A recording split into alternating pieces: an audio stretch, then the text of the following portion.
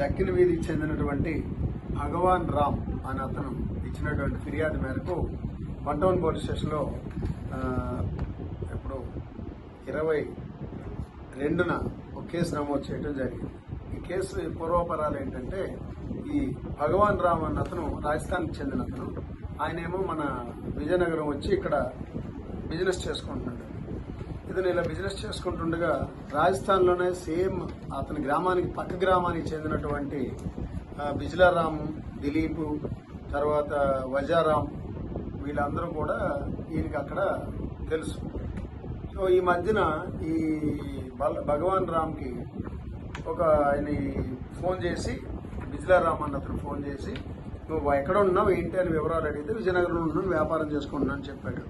దాని మీద మేము విశాఖపట్నం వస్తుంటాను, నా ఫ్రెండ్స్ వాళ్ళు ఉన్నారు కదా బంధువులు, అప్పుడు కలుస్తావా అని చెప్పి అన్నాడంట. సరే తప్పకుండా కలుస్తానని చెప్పి అన్నాడు. 14వ తేదీన అతను నేను వైజాగ్ వచ్చాను, వైజాగ్ నుంచి విజయనగరం దగ్గర అన్నావు కదా, విజయనగరం వస్తాను కలుస్తావా అని అంటే రమ్మన్నాడు. సో 14వ తేదీన మయూరు జంక్షన్కి 11 ఆ టైంకి వచ్చారు వాళ్ళు కారులో ఒక ఇద్దరు. వీళ్ళని పిల్లి కబుర్ చేస్తే ఈయన మయూరు జంక్షన్కి ఏమో ఇతనితో పాటు ఇంకొక ఆయన, వీళ్ళిద్దరు కూడాను అక్కడికి వెళ్ళారు మయూరు జంక్షన్కి. మయూరు జంక్షన్కి వెళ్ళాక కంప్లైనెంట్ భగవాన్ రాము కారు ఎక్కించుకున్నారు. వాళ్ళు కారు ఎక్కించుకొని మన వై జంక్షన్కి వెళ్ళి అక్కడ కాస్త బీర్ అది తాగారు. ఈ రెండో అతన్నేమో భోజనంకి వస్తే అశ్వయానికి వెళ్ళమని చెప్పి పంపించేశారు. సో అతను వెనక్కి వచ్చిన తర్వాత ఈ భగవాన్ రామ్ని వీళ్ళ కారులో ఎక్కించుకొని ఆ కారులో అప్పటికే అక్కడ దగ్గరలో ఉన్నటువంటి ఇంకో ముగ్గురు కూడా ఎక్కారు. ఈ ముగ్గురు అప్పటికి కారులో ఉన్న ఇద్దరు ఇతన్ని ఇక్కడి నుంచి బలవంతంగా కారులోకి ఎక్కించుకొని కొట్టుకుంటూ తీసుకెళ్లారు. ఈ బిజ్లారాము, దిలీప్కి బంధువు అయినటువంటి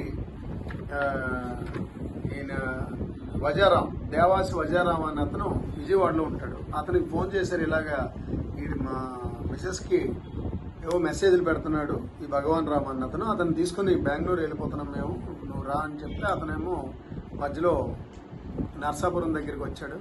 ఈయన కారు కూడా వేసుకొని వచ్చాడు.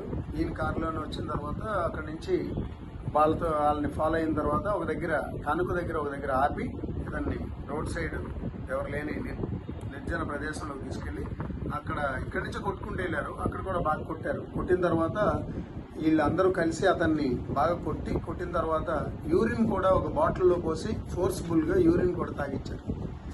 ఇదంతా కూడా వీడియో తీశారు. వీడియో తీసిన తర్వాత వాళ్ళ బంధువులకి ఎవరికి ఫోన్ చేస్తే డబ్బులు అడిగారు.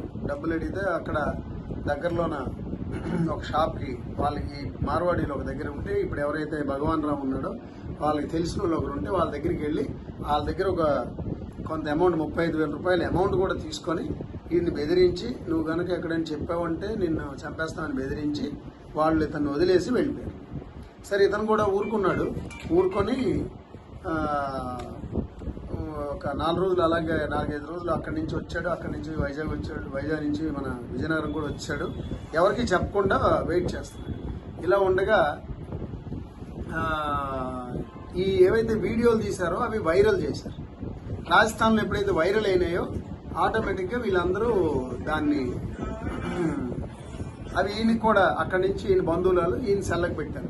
ఎప్పుడైతే ఈయన సెల్లకు పెట్టారో ఇవన్నీ చూసి అప్పుడు అందరు అడిగితే జరిగింది చెప్పారు. అప్పుడు మనకు వచ్చి 22వ తేదీన కంప్లైంట్ చేయడం జరిగింది. 22 కంప్లైంట్ చేసిన తర్వాత కేసు రిజిస్టర్ చేసి ఇవాళ మనం ముద్దాయి, ఇందులో వజారాం అనే ముద్దాయిని అరెస్ట్ చేయడం జరిగింది. అరెస్ట్ చేసి రిమాండ్కి పంపిస్తాం. ఇంకా మిగతా ముద్దాయిలు బెంగళూరు చెందినటువంటి వాళ్ళు, వారందరిని కూడా అరెస్ట్ చేయాల్సి ఉంది. టీమ్స్ పంపించి వారిని కూడా అరెస్ట్ చేసి ఈ కేసులో దర్యాప్తును కొనసాగిస్తాం.